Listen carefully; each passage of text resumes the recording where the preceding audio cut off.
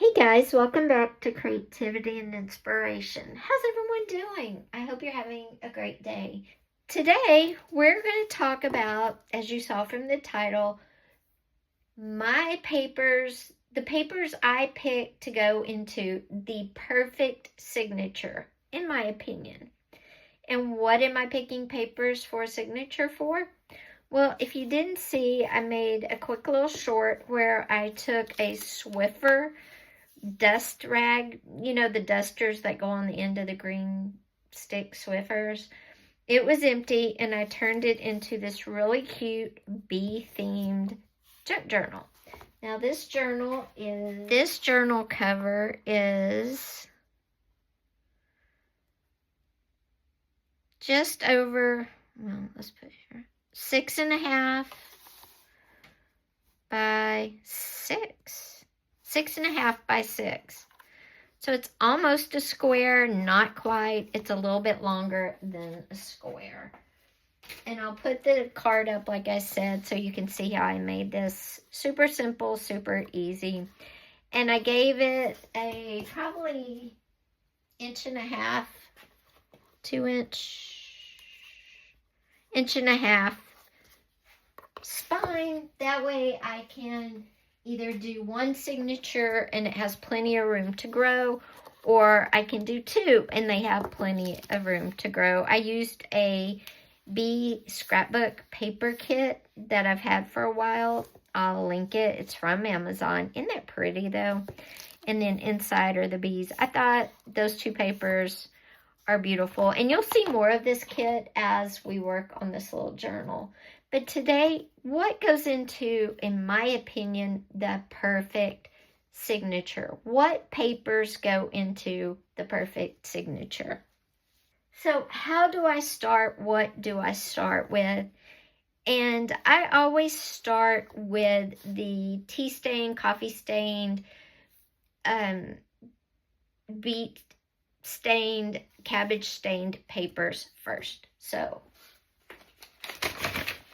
Okay, so I have one piece of coffee stained paper here. Has holes in it, doesn't really matter to me. And then I think I'll go with one that is more, has a pinkish hue to it. So we'll go with this one, and I only do 2 of the coffee stained papers. So we're going to do these 2. So 2 of those, and this formula will be down below in the description.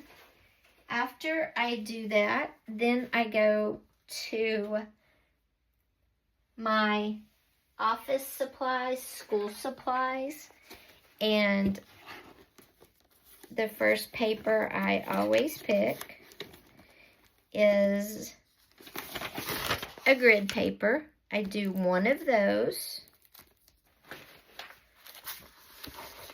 School supply paper, I do 1 vintage music sheet. And I get these at estate sales, thrift stores, just wherever I see them. There'll be a bundle and it'll last for a while. So those are my school supplies. Then I go to my office supplies, which are a bookkeeping record thing that, again, I got at an estate sale. And then I also get an accounting paper thing. I got it at an estate sale.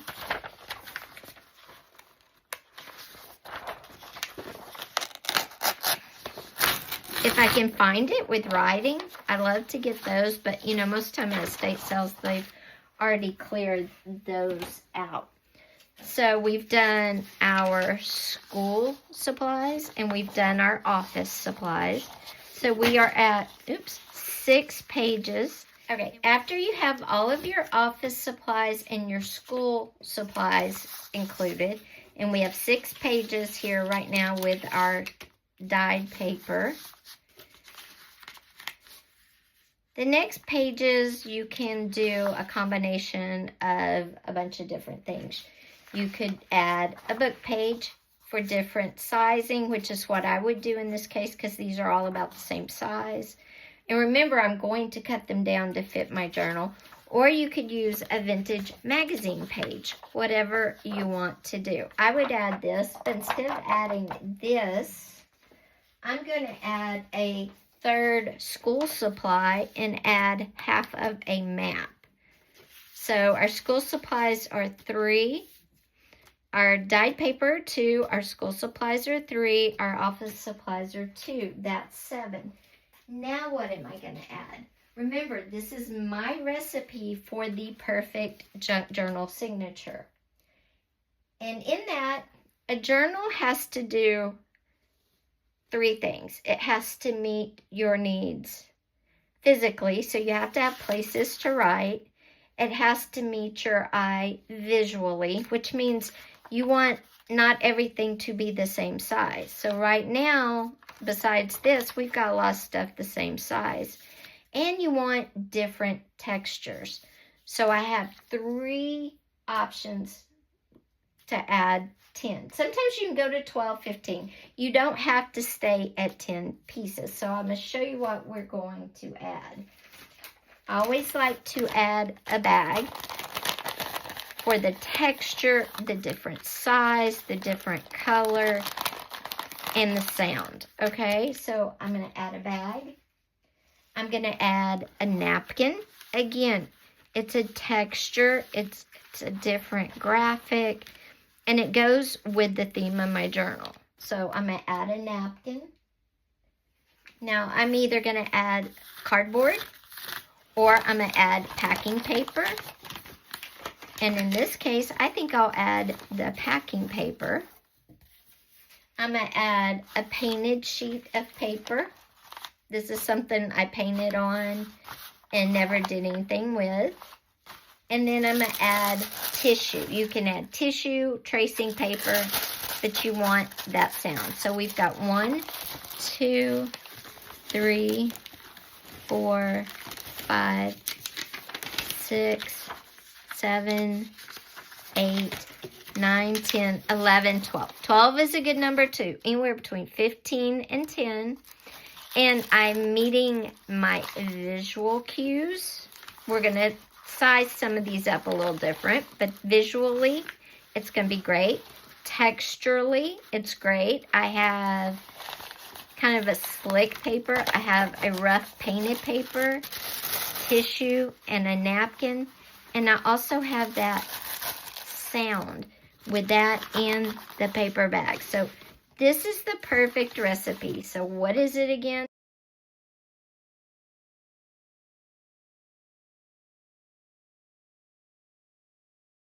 So now we're going to get our cover and we're going to make this into the right size perfect signature. And because my spine is so big, it could even handle one more page if I wanted to add in a card, if I wanted to add in the cardboard and a dictionary page. So I could do that as well. Or a magazine page and a book page. In fact, I think I will go ahead and add in the book page and the magazine page. If I had a calendar, I would add in a calendar page. Magazine, because I don't know where the calendar went.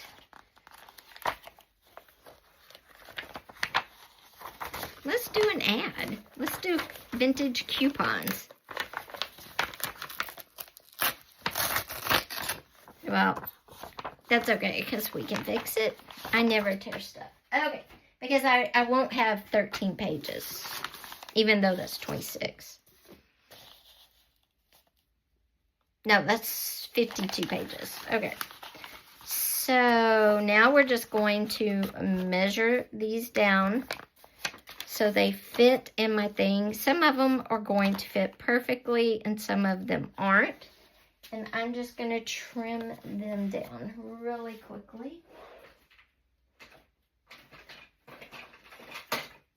And remember, I want different sized pages. That's another trick to making the perfect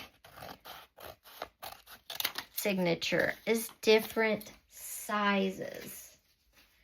Okay, so we've got that. The book page will be fine.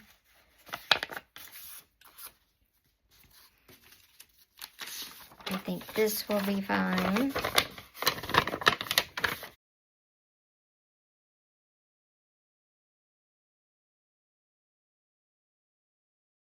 So this is our signature. Let's see how it looks. Looks great. Perfect.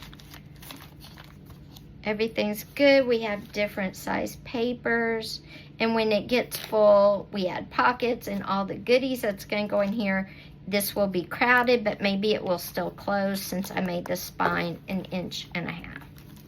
So let's look at this perfect signature and we'll count the pages. So we've got this page, 1, 2, 3, 4, 5, 6, 7, 8, 9, 10, 11, 12, 13, 14 pages times 4, because you've got front and back, is 56 journal pages. Now, they're all kind of the same, and I don't like that. So what we're going to do is flip through, and I think this one I'm going to trim down.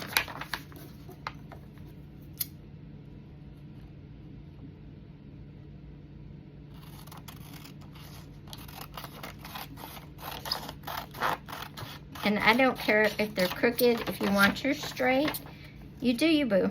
Do you. I like everything to be natural, kind of like in nature. Nothing's perfect.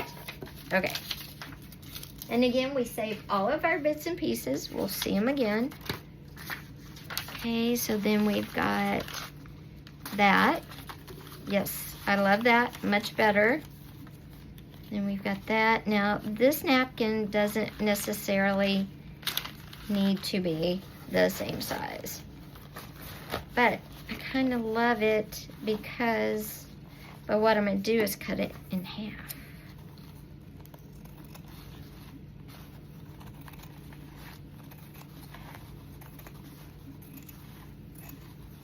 Okay. Then we're going to take half of our napkin and we're going to fold it long ways, and it will be sewn in, oops, yeah, that's where it goes. And it will be sewn in like this right here. This will be sewn in like that. And then we'll just trim the top edge down a little bit. So let's bring this in. And where are we? Okay. Are we trimming off? Oh, I don't want to trim off. Okay. So then we're going to fold that over like that. And then we're going to sew it on this crease right here. This will fold in like that. See how that goes? Okay. So there's the crease. So on one side you just have this for your napkin, and on this side you have this. You could actually stitch this down and make it like upside down pockets on this side and this side over here. Okay, so we're going to fold that in. So there's our napkin. Now, that's okay, that's okay, that's okay. See how the rest are kind of all different sizes and stuff, and that's fine. The book page is about the same, but I think I'll just leave it. No, you know what I'm going to do? We're going to do a trick with the book page that I like to do. And I'm going to cut off and just leave a little bit on this side, and we'll attach an envelope when we decorate this journal. And then this side here. And there's our center of our signature. So there we go. There is the perfect signature. The recipe is down below in the description, and the type of papers, just not the number, but the types of papers. What I mean when I say school papers, office papers, junk, that sort of thing. And then it will go in here, and it'll just be stitched in to the actual spine with a pamphlet stitch, and I'm just wax thread to do it. If you want to see that in a short, just comment down below, sew signature in a short, and I'll sew it in. I'm going to sew it in right down the center.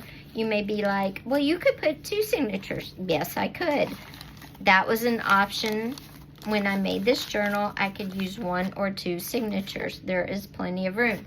But I know how I fill up journals, or if I'm going to give this away, I will stuff it with goodies. And I don't want it to be just stuck open, because we're going to put a closure, which means we'll probably trim this down a little bit. Or I think what we're going to do for the green paper, we're going to take that off, is we're going to fold it.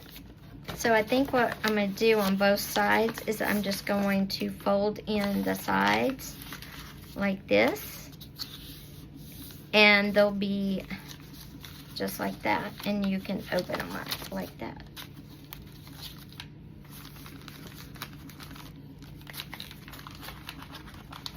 Okay guys, so that is how I pull papers to create. So guys, that is my recipe for pulling papers for the perfect junk journal signature. I hope you enjoyed it. Take care, give the video a thumbs up, and don't forget, if you haven't yet, hit that subscribe button and that little bell. If you want to see the signature, how I sew it in, just comment down below, "sew short." That way I'll know what you mean. Take care.